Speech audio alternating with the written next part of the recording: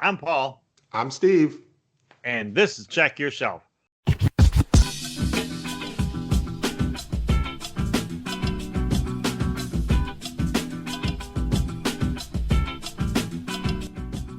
This episode is a reading report, so we're gonna get you guys caught up with everything we've read in the past month or so, depending on what I don't know what Steve has, and he don't have what I have, so and none of you know what we have, so this might be fun.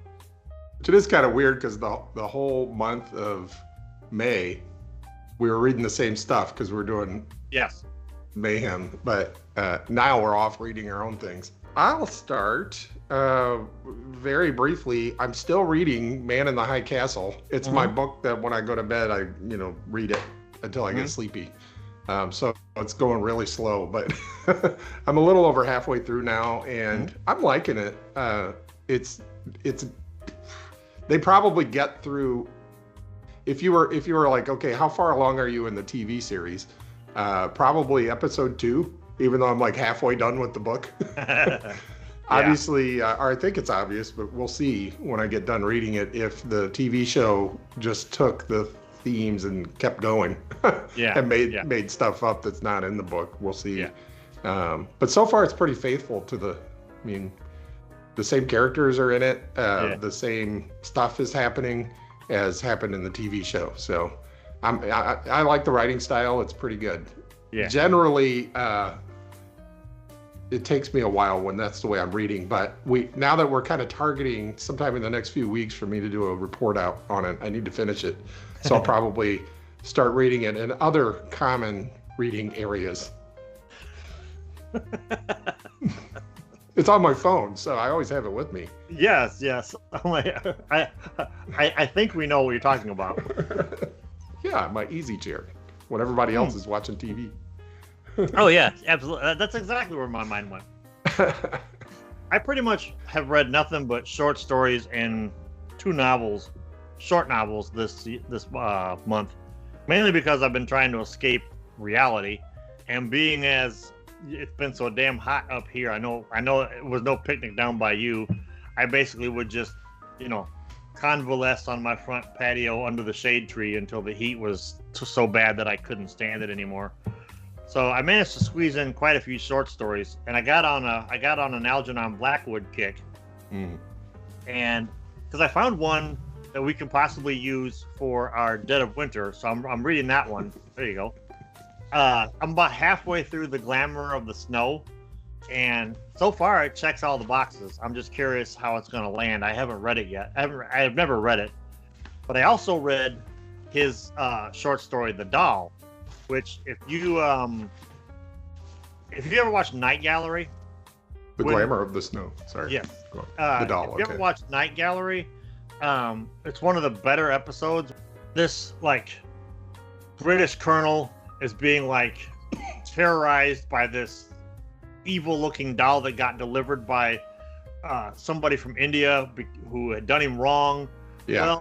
Well, the story, the doll show is great, but the doll in the short story version of the doll focuses more on the hired help who are terrified of this doll that keeps ending up here and there and everywhere. But they had to condense it down for the Night Gallery episode. But it's really well written, obviously, because it's Algernon Blackwood. It's creepy AF, and I highly recommend it. Blackwood is like most of the stuff I read in the public domain, so if you don't have the fancy version that I have with the improper Wendigo on the cover, you can read it on Project Gutenberg, or the fancy version you have. Yes. Anytime I am sitting around, I'd like to pick up a book and read a little something. I've been picking this one up. Trying to read The Willows. I did that through the Libby app, and then I took too long, and it went back before I got done with it. Yeah. So Algernon Blackwood's going to be one of my new favorite authors. I can tell. So yeah, he's one of mine. He's got one of the greatest names a person could ever have. I also wanted to get in just some solid escapist fantasy, sword and sorcery, and it doesn't get any better than Conan. And so I decided I was going to read a couple of Conan stories. And the two this month that I read, when I say read, I mean I've reread them. But the two that I read this month, the first one I read was called The God in the Bowl, and it's crazy because it's a Conan story. So there's lots of over the top prose because he was the king of pulp writing. The man practically invented sword and sorcery, arguably invented sword and sorcery. He's, in my humble opinion, the best pulp writer that ever lived. What Howard lacks in character development, he makes up for in like his prose and conflict resolution. And conflict resolution in a Conan story is usually head lopped off. Yes. Traumatic moment for me as a kid when James Earl Jones lopped that lady's head off. I was like, wow, no. Which is funny, as a callback to our last video, when we were talking about the paroxysm. Yeah. I'm pretty sure the witch in the Conan movie. That was a paroxysm. at a grand mal paroxysm. We couldn't stop laughing. I remember we watched that and we were like, yep. And that became just a thing for us from then on. It's like probably our first meme. Yes. but anyway, The God in the Bowl is basically it's a whodunit Conan style. Nice. There's somebody gets murdered while Conan is trying to steal this thing from this palace, and of course he gets accused of it, and a whole big fight ensues between him and the palace guards, and you find out like who actually killed the guy. And I won't ruin it because this is 100-year-old stuff, but dude, one day I will get you to read some Conan, and these are the books you need to get. These the Del Rey versions. There's 2 volumes to them. They're written the way he wrote them before they got altered by L. Sprague de Camp and Lynn Carter. But yeah, these, and you can pick these up pretty inexpensively on eBay, which is where I get mine typically. The other one I read is one of the most famous Conan stories, and it's also what I think is a perfect 5-room dungeon, which if you play role-playing games, a 5-room dungeon is literally what it sounds like. It's a fast method you can use to create an adventure like really quick for your players, but it doesn't necessarily mean a dungeon crawl. It's like 5 beats in a story. And this, The Tower of the Elephant, is an absolute perfect D&D short adventure. Again, Conan decides he's going to steal something from this impenetrable tower. He meets an NPC along the way. He fights a giant spider. It has a great. It's like it's a history lesson for the world that Conan lives in, because he meets a character in the story who relays the the deep time history of the world, and then has a nice, really awesome finale. And if you haven't read it yet, I highly recommend Tower of the Elephant.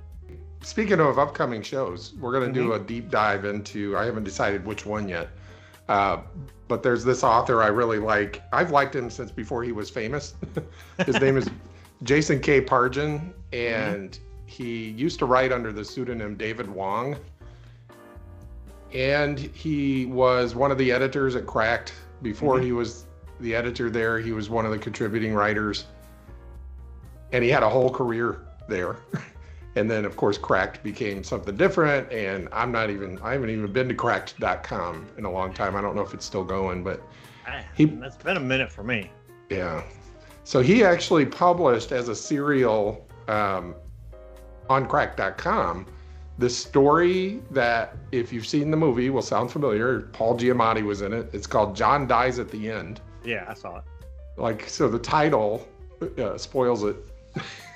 Maybe. It's a story of these two like loser dudes who are just really funny and awesome in a small town, undisclosed location. Could be the middle of Indiana. Could be the middle of this is Illinois. Very familiar, and not just because I saw the movie. It's somewhere in the Midwest. You just don't know. But you will, if you're from the Midwest, and you grew up in a town of about 30 to 60,000, you will recognize this town. And you'll be like, wait a minute, I think that's my town. Because there's an old video, they work at an old video store. You know, it's all those things. But wacky stuff starts to happen to them, especially after they discover this drug that kind of looks like pine sap or tar. And once you inject it, you suddenly it sort of reveals things about the universe. And there appears to possibly be a portal to some other dimension in this town where they live. And just all sorts of weird stuff starts to happen. But then the plot, basically the structure is two loser dudes, you know, haven't really accomplished anything since high school, also making snarky remarks about the people who supposedly accomplished things since high school but are no happier than anybody else, right? And once this drug starts to come into effect, they start to go on adventures to figure out what the heck's going on. Is it real? Is it just the drug? And then they figure out they're going to have to save the world. So he has another series called the Zoe Ash series. And I have the latest one here called Zoe is Too Drunk for This Dystopia. And it's signed by Jason K. Bargent. I got it signed because if you order it from his local bookstore, which happens to be in Nashville, Tennessee, so I guess that gives me an idea of where he lives. It's called Parnassus Books. It's just a local bookstore. And so he has a deal with them that if you buy it through them, he'll sign it. Oh, that's cool. Yeah. Now this one, the Zoe Ash series is also, it's the kind of thing I like. You know, John dies at the end is like cosmic horror combined with comedy. Yeah. The Zoe Ash series is like futuristic. The first book is called Futuristic Violence and Fancy Suits. And it's near future with a lot of the technology that people kind of expect we might have in the near future. And how we kind of might expect capitalism to go. Where ultra rich capitalists like start their own city in the middle of the desert. And they run the city. There's really no functioning government. It's just all run by private companies. And policing's done by private security. They sometimes get into battles, you know, kind of like in Hitchhiker's Guide on that one planet where the rivaling police departments will get into battles. Yeah. This happens in this town. It's like who can afford the best weapons and stuff ends up getting their way. Zoe ends up inheriting her father's business, which happens to be the most wealthy, most powerful business in this town, this fake city. And so she struggles with, she grew up in a trailer park. Her father abandoned her, knocked her mom up. Her mom had her raised by a single mother in a trailer park. And she gets basically kidnapped after her father dies, and they bring her back and say, you have to run this company now. So it's like, what would any of us do if we suddenly inherited, Tesla or SpaceX? Like, I know what I would do. But... exactly. You think you know what you would do, right? But then you start to figure out reality and but if you do that, a lot of people are going to suffer. It's like, oh, so I have to run this company in a way that I can't just shut it down because people will suffer. Anyway, so this series then continues to explore that. It's the near future. He's written a standalone, which I'm rereading, and then I've got to decide which of all these books do I want to cover.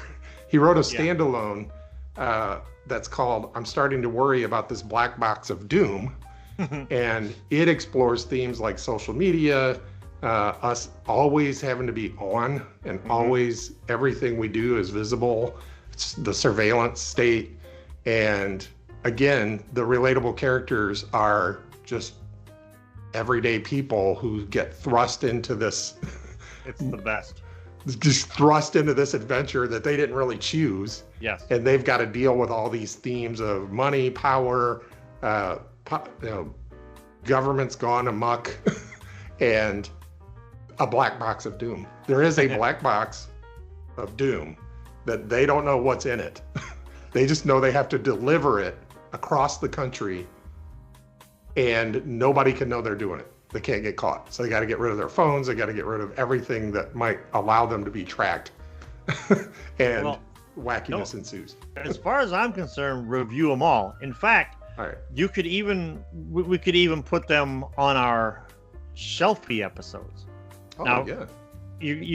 You folks watch this video are like, what's a shelfie episode? Well, what's a shelf? Wait a couple days and you'll find out.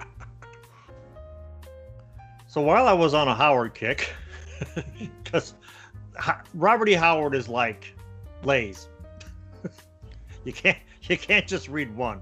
I read The Garden of Fear, which, by the way, this series by Baen Books that came out in the 90s. This is book 5 of like 6 or 7 of them, and they're all non-Conan stories. And this is like the first time that we got a lot of these stories unobstructed. But Garden of Fear, again, is it would make a great D&D adventure, short adventure. Basically, Barbarian and his barbarian girlfriend are, wandering along, and this like winged humanoid demon thing swoops down, grabs the barbarian girl. So barbarian boy chases him all over the place, comes to this valley, and in this valley is just this like field, this just massive field of these ominous looking gigantic flowers. And in the center of this gigantic flower bed of doom, or Garden of Fear, is this black tower. In said black tower lurks the winged demon, who has his, barbarian girl in it. So in a way it's part of like, this was a time when people were writing these stories about like people were remembering their past lives, or reading journals from long lost relatives that they didn't even know they had. Well, when Howard did that, he put his own brutal spin on it, because this is a story told by a guy who's basically dying, and he remembers all of his past lives. So again, you get like a nice deep time storyline. You get this where, like a barbarian, for instance, isn't going to look at this like ornately built tower and marvel at it. He's just going to be like, weird rock, must destroy, But the character that's narrating the story, of course, will elaborate for you, which is kind of a clever way of getting around that.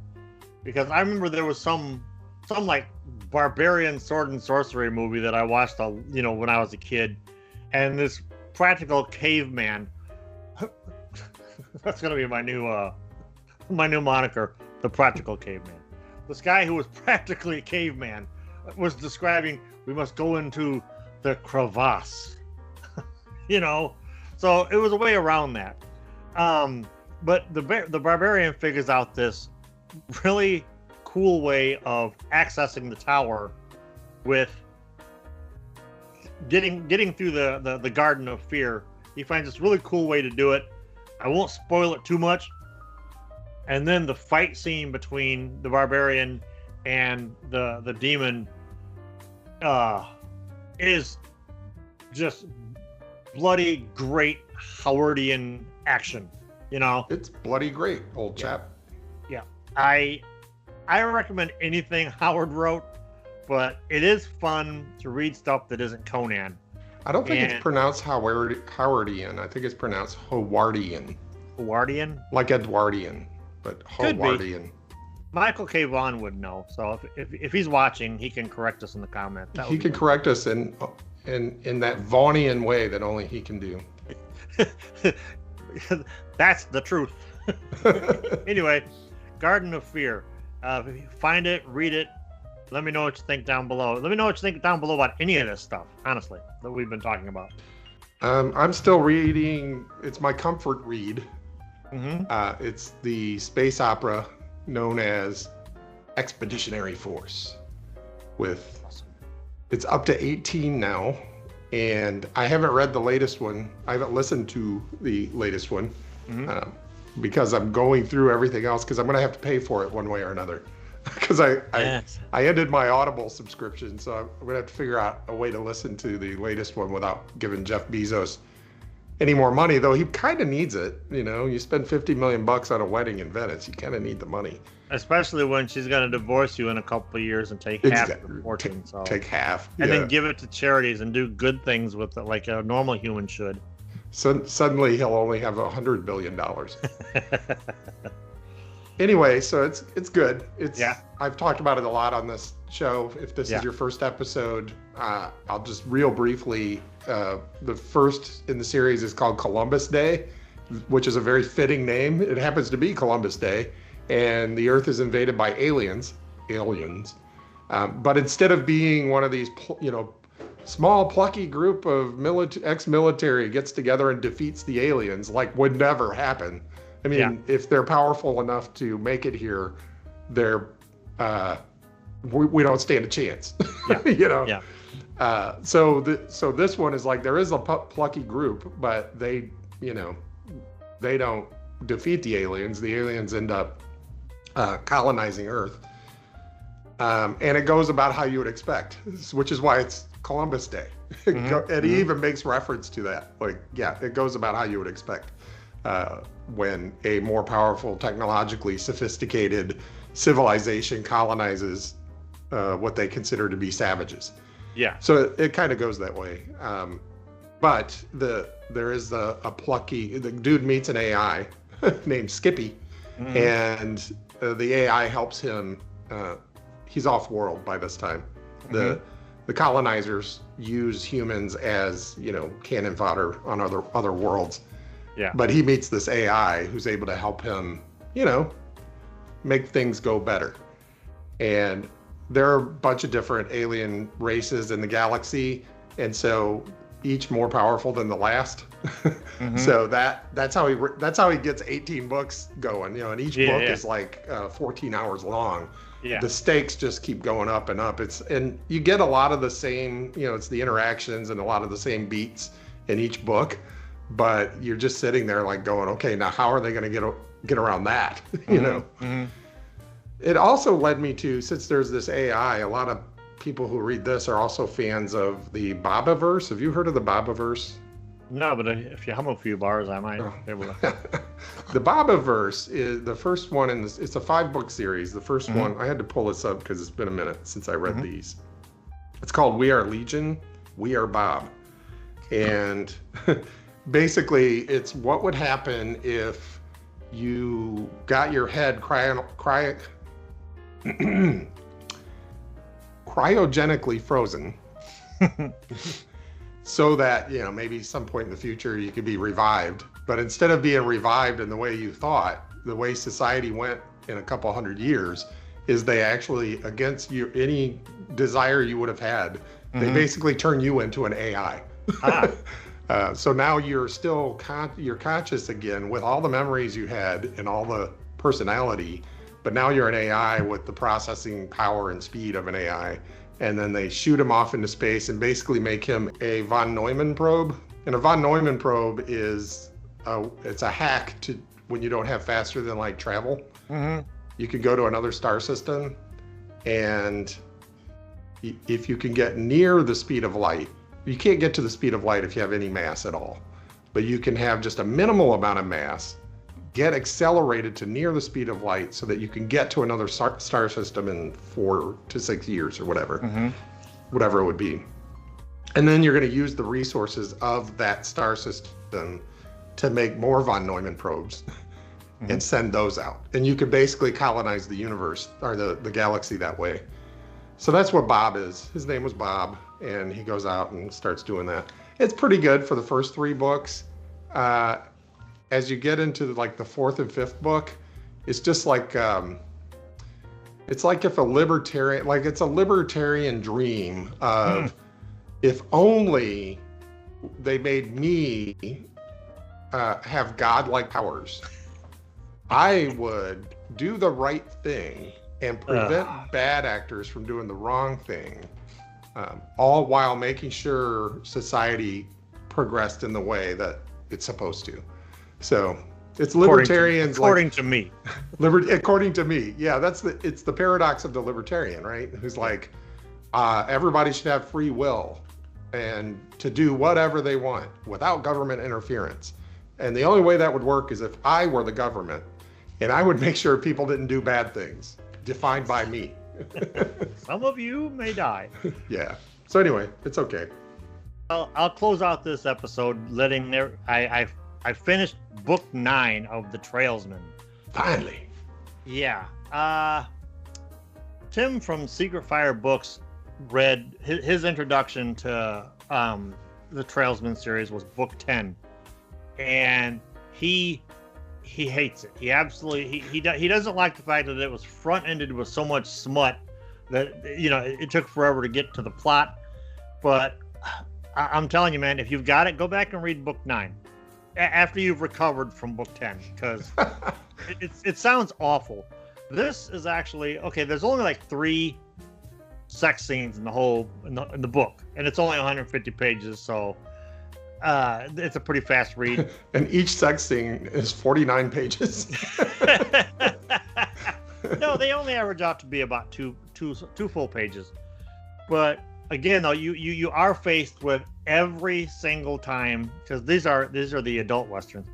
Every single time a woman shows up, the narrator will talk about her boobs. Oh, geez. Every single time. What is his word for boobs? Is it heaving breasts or heaving chest? I'm sure that bosom. got used numerous times. She was bosomy. You wanted to find out if your grandma was bosomy? Man, we're just Seinfelding all over the place.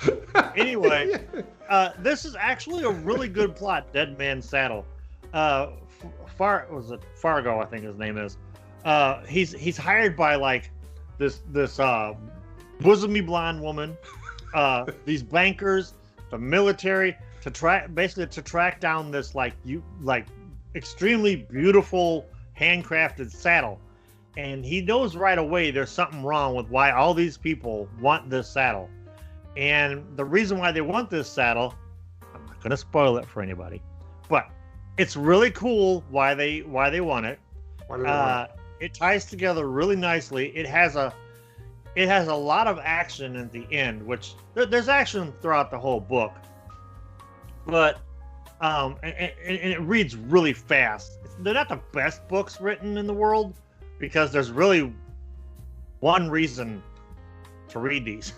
And again, teenage us would have loved these books, but they're fun to read for as a historical curiosity. But the finale is quite action packed, and I didn't honestly see it coming. Never mind. So yeah, Tim, go back and read Dead Man's Saddle if you got it. It's a much better Trailsman book. So Steve, on a 4 and 3 and 2 and 1, what's your favorite thing you've read since the last reading report?